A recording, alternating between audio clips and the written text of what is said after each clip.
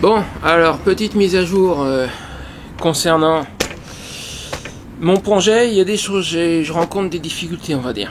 Allez, intro.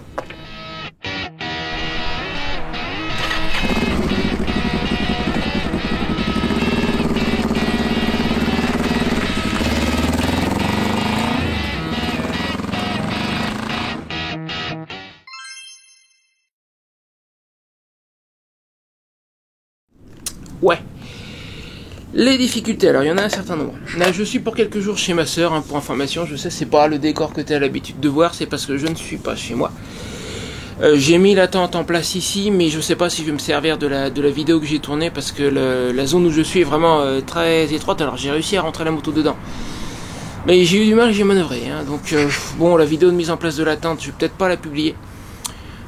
Puis j'en referai une dans pas longtemps, parce que je vais aller après ici, je vais aller dans un vrai camping, donc là je devrais avoir plus de place pour filmer la chose. Enfin, ça c'est pas les difficultés que je rencontre, ça c'est rien du tout. Bon, maintenant, donc tu le sais, je prévois un départ début octobre. Maintenant, j'ai deux types de difficultés. J'ai les difficultés pour réussir à partir, et j'ai une fois que je serai parti. Alors on va commencer par la première catégorie. J'ai pratiquement tout le matériel dont j'ai besoin.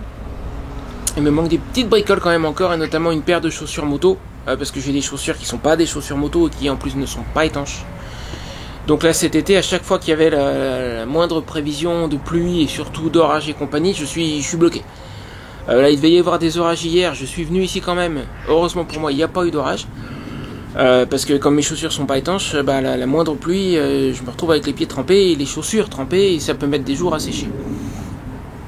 Des chaussures moto telles que celles que je veux, là actuellement j'ai des chaussures qui sont des copies de la marque Timberland, si ça te dit quelque chose.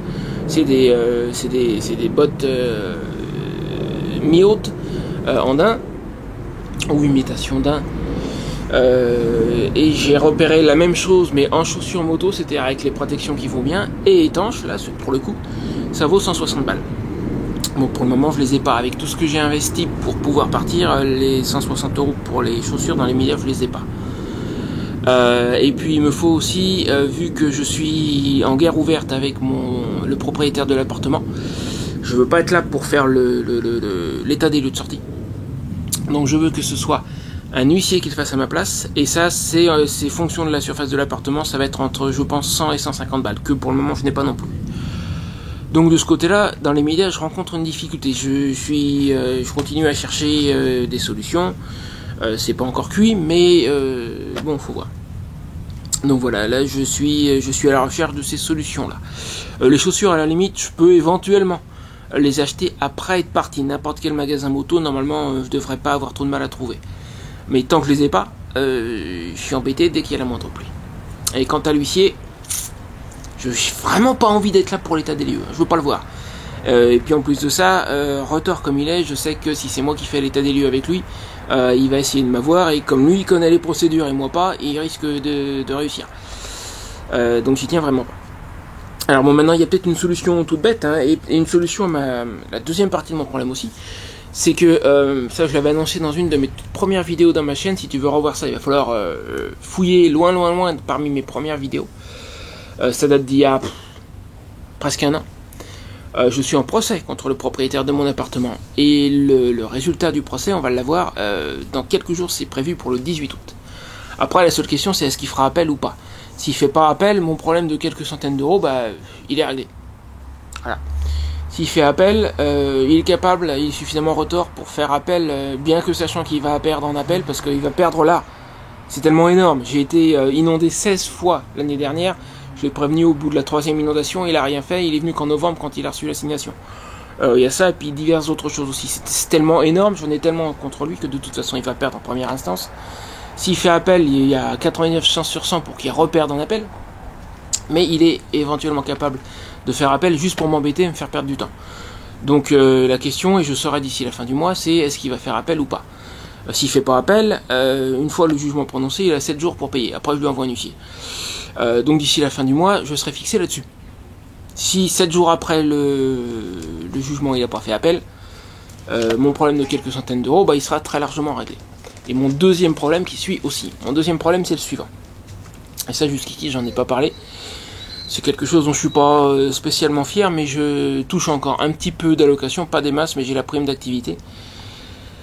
Et un petit peu d'APL. Bon, quand je serai parti, les APL, je vais les perdre, mais ça, je m'en fiche. Par contre, mon revenu est trop juste pour tenir le coup. J'ai calculé que il me faut entre 8 et 900 euros juste pour survivre une fois que je serai parti. Et avec la prime d'activité et mon revenu de mon activité indépendante, j'ai calculé que j'en suis à 860 euros. Donc j'ai juste ce qu'il faut. Si je perds la prime d'activité, eh ben j'aurai pas de quoi survivre. Or, d'après la CAF, il faut que je sois domicilié quelque part pour avoir droit à ces prestations. Et être domicilié quelque part, ça veut dire soit fournir l'adresse d'un ami ou de la famille alors que j'y serai pas. C'est bon, pas forcément dramatique, mais ça me gêne un petit peu.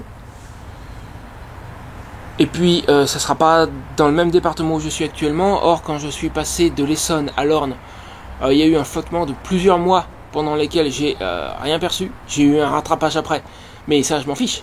C'est si je suis coupé pendant 4 mois, qu'est-ce que je fais? Ou alors, être domicilié dans un centre d'action sociale. Mais là, il faut venir tous les 3 mois récupérer le courrier. Or, comme je ne serai pas dans le coin, alors évidemment, ça me réglerait le problème pendant 3 mois. Et puis d'ici 3 mois, il peut se passer bien des choses. Donc je ferai peut-être ça, mais c'est pas, j'ai pas encore décidé. Je sais pas. Je sais pas exactement comment je vais m'y prendre. Encore une fois, si le procès se termine le 18 août et qu'il fait pas appel et qu'il paye dans les 7 jours ou que je lui envoie un huissier, la question sera réglée. Parce que c'est pas... Il y a des choses qui bougent, vous inquiétez pas, il y a un chien énorme ici, c'est Indy qui fait... il y a Indy là qui passe sous la table parce qu'il y a un chat là. Évidemment, il va embêter le chat. T'embêtes pas ma copine, toi. Hein? Bon, bref. Donc voilà les problèmes auxquels je fais face actuellement. Pour un départ début octobre.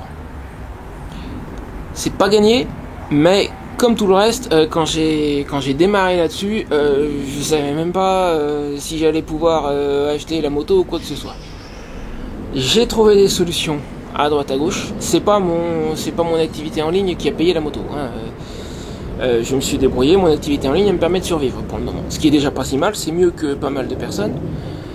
Mais donc j'ai trouvé des solutions pour les choses, pour tout ce que j'avais besoin de faire. Je vais peut-être certainement encore en trouver pour tout ça.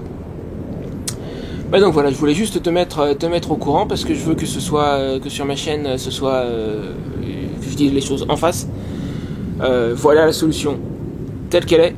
Il me manque quelques centaines d'euros pour gérer le départ, les chaussures, quelques bricoles, un tapis isolant pour le froid pour mettre sous mon matelas, des choses comme ça, l'huissier.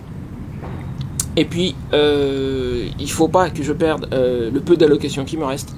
Hors APL, encore une fois les APL je m'en fiche, je sais que de toute façon une fois que j'aurai plus d'appartement, j'aurai plus d'APL, c'est normal. Mais hors APL, il faut pas que je perde le reste une fois que je serai parti, et je suis pas encore sûr de la manière dont je vais faire ça. Donc voilà où j'en suis à l'heure actuelle. Sur ce, je vais te laisser parce qu'on va partir, il doit être pas loin de 10h, on doit partir d'ici à 11h passer chez mon neveu. Donc il faut que je me prépare et que j'arrive à extraire la moto de l'endroit de l'endroit où je l'ai mise, parce qu'il y a, toi tu vois pas dans le sens où tu es, moi je le vois d'ici, il y a l'angle de la maison, il y a la tente qui est juste derrière, la moto qui est dans la tente. Attends, je vais faire à la limite demi-tour, je vais te montrer vite fait. Je vais faire demi-tour. Excuse-moi Indy, je voudrais pas, désolé mon grand, je voudrais pas te mettre la chaise dessus. Attends, je prends le caméscope vite fait, tu vas comprendre la situation.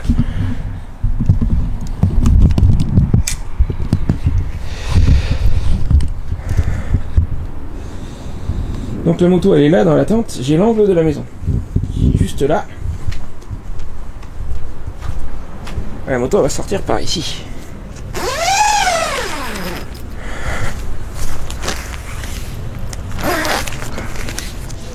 Alors là avec une seule main ça va pas être évident parce que c'est plus tendu, c'est plus facile avec deux mains. Non ça va. Donc, la moto elle est là. Et j'ai galéré à la rentrée. Il va falloir que je la sorte. Je peux pas sortir par là en plus parce que c'est un escalier. Faut que je sorte par là. Alors enlever la corde, ça c'est pas un problème. Mais il va falloir que j'arrive à amener la moto par ici, je pense. Manœuvrer comme ça en marche arrière. Pour repartir par là. Ça va pas être évident. C'est faisable, je l'ai rentré, donc je peux la ressortir. Et ça va pas être évident. Voilà, bon, sur ce, je te laisse et on en reparle dans quelques temps. Salut!